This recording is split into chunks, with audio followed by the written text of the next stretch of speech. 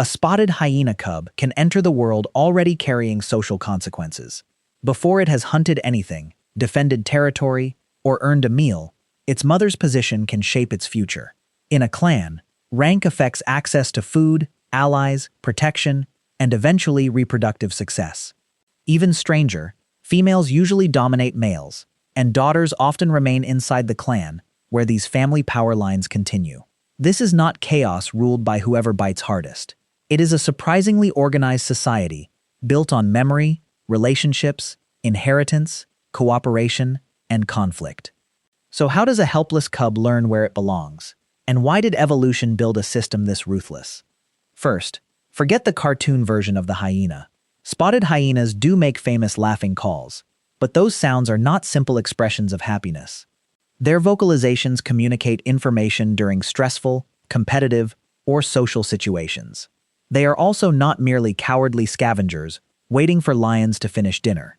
Spotted hyenas are capable hunters themselves, pursuing animals across open ground with remarkable endurance. But their most impressive weapon may not be their jaws. It may be their social intelligence. Spotted hyenas live in groups called clans. Some clans can become very large, although membership and group size vary with habitat and food availability. Individuals do not spend every minute together. Instead, they often separate into smaller parties and reunite later. Think of it less like one permanent crowd. Think of it like an extremely complicated family network.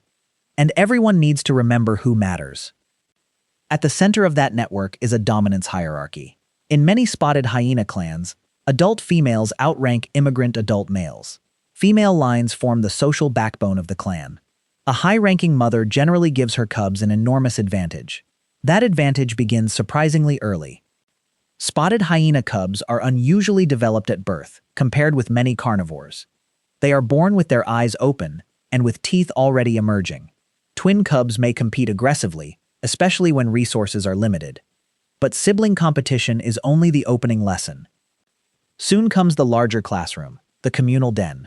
Multiple mothers can bring cubs to the same den area. This creates something that looks almost like a wildlife daycare, except the students are quietly learning a political system. A cub watches interactions. Who approaches confidently? Who gives way? Which adult receives submission? Which animal can push another away from food? Most importantly, the cub experiences how others respond to its mother. Young hyenas do not simply receive a magical rank certificate at birth. Social rank develops through repeated interactions, maternal support, and learning. Researchers have documented what is often called maternal rank inheritance, where juveniles eventually occupy positions close to their mother's position in the hierarchy. Science Direct +1. Imagine two cubs meeting near a den. One belongs to a high-ranking female. The other belongs to a lower-ranking female. The higher-ranking mother can intervene during conflicts. She may support her offspring. Other clan members also already understand her position. Over time, the young cub learns something powerful. Confidence works better when powerful relatives stand behind you. This creates a feedback loop. Social support helps a cub behave dominantly. Successful dominant behavior reinforces its position. Other hyenas respond accordingly.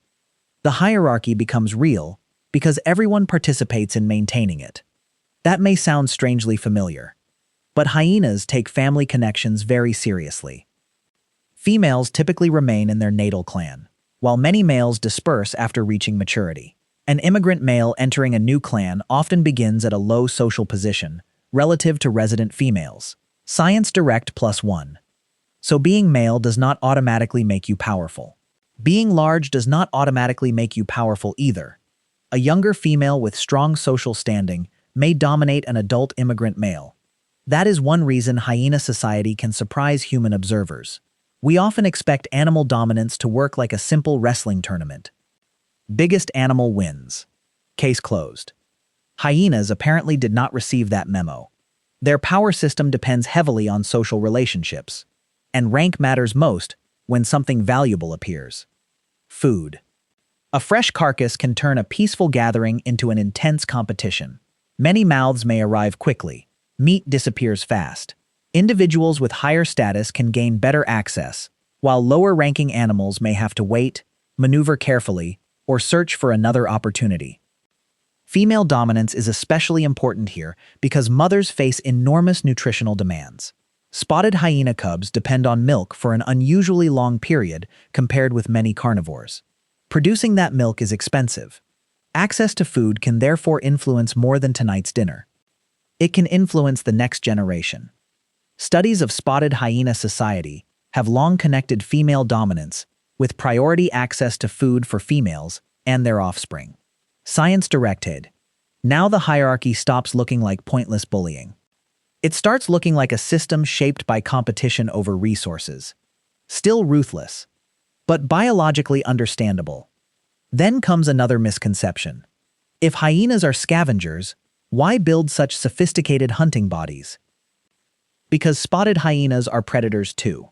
Their powerful forequarters, strong jaws, large teeth, and endurance make them effective hunters.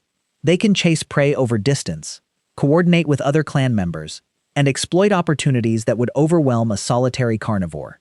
A hunting party may spread out. Individuals react to prey movement.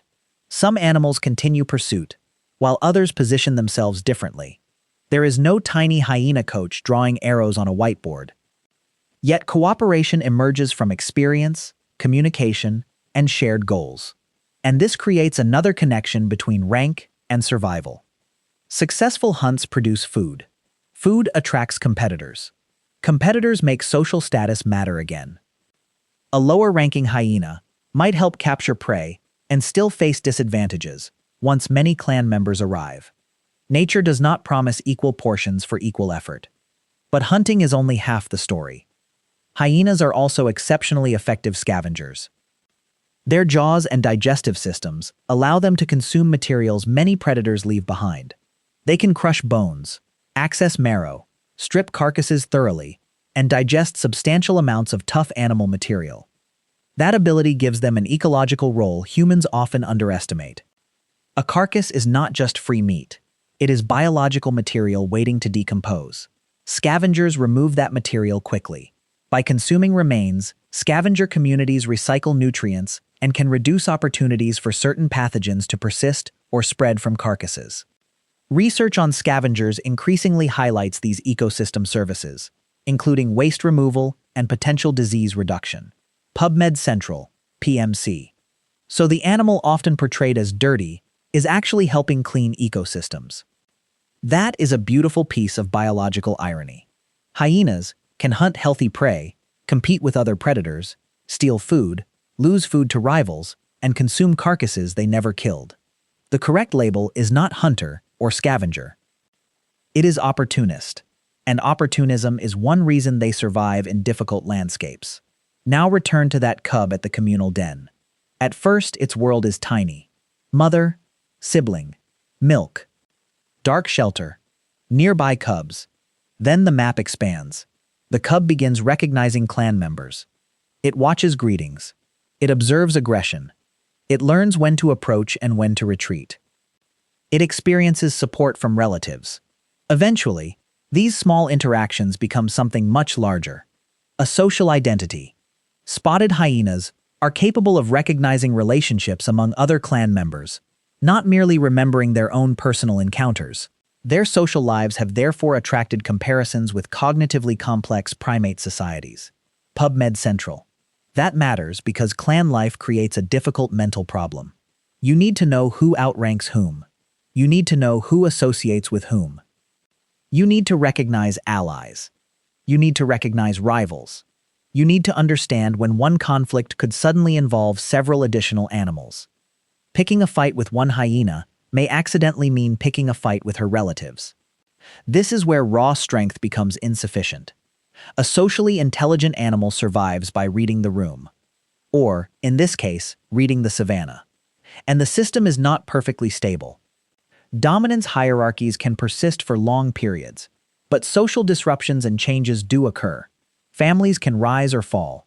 Powerful individuals die. Relationships change. Competition continues. Frontiers. Evolution did not create a frozen monarchy.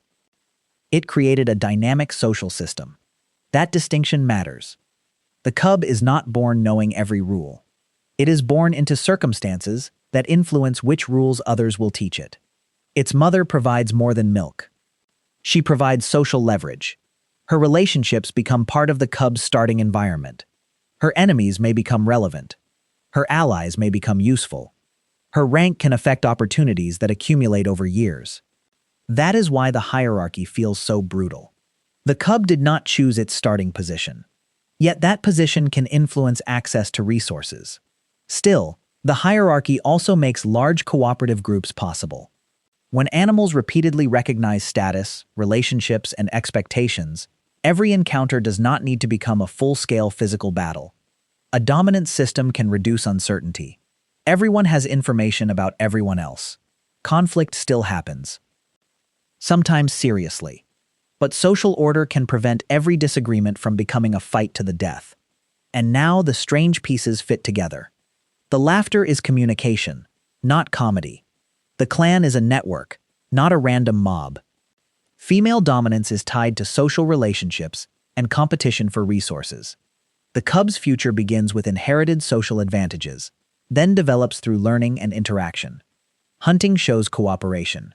Scavenging turns leftovers into ecological cleanup. And the animal humans often reduce to a villain is actually operating inside one of the most sophisticated carnivore societies on Earth. A newborn hyena enters a ruthless hierarchy because survival in a competitive clan depends on more than strength. It depends on knowing relationships, knowing rank, finding allies, reading danger, securing food, and adapting when the social landscape changes. The surprising lesson is not that hyenas are cruel. Nature contains competition everywhere. The surprising lesson is that hyenas transformed competition into structure. A cub begins life surrounded by teeth, rivals, relatives, and invisible social rules. Then, interaction by interaction, it learns how to navigate them. And somewhere between the communal den and the next carcass, that awkward little cub becomes something far more interesting than the laughing villain people imagine. It becomes a member of a society,